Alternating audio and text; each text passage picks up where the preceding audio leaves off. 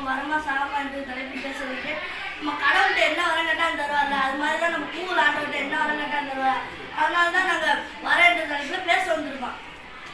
ஆணும் பெண்ணும் இல்லாதவர்களை எப்படி கற்பனை செய்து பார்க்க முடியாதோ அதுபோல் தான் ஆண்லையும் பெண்ணையும் இல்லாத உலகை ஒருபோதும் கற்பனை செய்து பார்க்க முடியாது.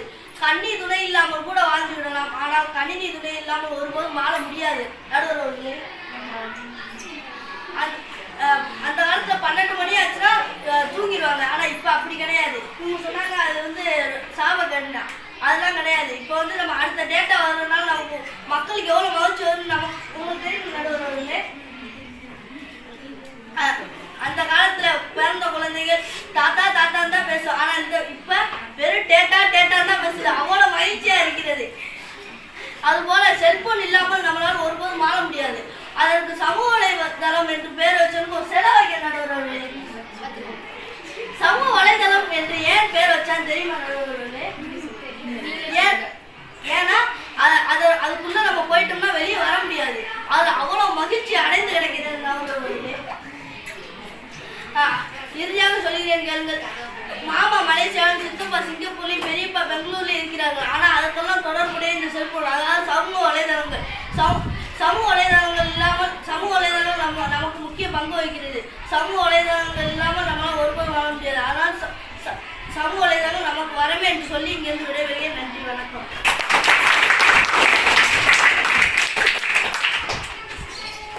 காலடிக்கில் காணாமல் போன கீழடி கட்டமோ அது கீழடிக்கு மட்டும் தெரியவில்லை, உலகத்தின் மேலடிக்கும் தெரிந்திருக்கின்றார், அது சமூக வலைதளங்கள் தான் என்ற கருத்தினை சொல்லி தான் அணியினை தூக்கி நிறுத்தியிருக்கிறார் விகிலேஷ். எனக்கே குழப்பமா கொண்டது. வரத்திற்கு தீர்ப்பு சொல்லலாமா அல்லது சாபத்திற்கு தீர்ப்பு சொல்ல என்ன செய்வது? இறுதியாக சாபமே என பேச வருகிறார் மோனிகா. அது அள்ளி நான் சொல்ல சொல்ல என் அன்பார்ந்த என் ஆசிரியராக என் அம்மாவை நான் பேச பேச கேட்கும் என் நண்பர்களே, என் தோழிகளே அனைவருக்கும் என் அன்புக்கு ஈடாத வணக்கத்தை தெரிவிக்கிறேன். எதிரணியினர் ஜெட் வேகத்தில் ஓடி நெட் வேகத்தில் ஓடி என்ற எந்த வேகத்தில் ஓடினாலும் நல்ல வழியில் ஓடு என்று நான் சொல்கிறேன். அப்புறம் சொன்னாங்க, இப்பெல்லாம் நல்ல சாப்பாடு கடையில தான் வாங்குறாங்க. அதற்கு காரணம் ஜொமேட்டோ மட்டும் கிடையாது, வீட்டில் யூடியூப் பார்த்து சமைக்கிறீர்கள் தான். சுட்டி குருவிகள் சாவுப்பெட்டியாக மட்டுமல்லாமல் இன்றைய சுட்டி குழந்தைகளுக்கு சாவுப்பெட்டியாகவும் இந்த வலைதளம் வளர்ச்சி அடைந்து வருகிறது. இன்றைய மக்கள் வாழ்க்கை எப்படி வாழ்ந்து கொண்டிருக்கிறார்கள் என்பது தெரியுமா நடுவர் அவர்கள்? நீங்களே சொல்லுங்க. செல்லே விளையாடு, செல்லே உறவாடு, செல்லே மல்காடு, செல்பிய சொந்தமே வாட்ஸ்அப் ஃபேஸ்புக் என அன்றாயிரம் பூணுக்கள் ஆட்டம் தான். கூட்டுக்கிட்டு அழிஞ்சு போனாலும் விளையாட கேமும் வீட்டில் வெஜ்ஜி பாமும் காணொலி காட்சி கண்டு களவாணி ஆகிறோமே, பாடுபட்ட வாழ்க்கை தான் வாழ்ந்து கொண்டிருக்கிறீர்கள். பசி என்றும்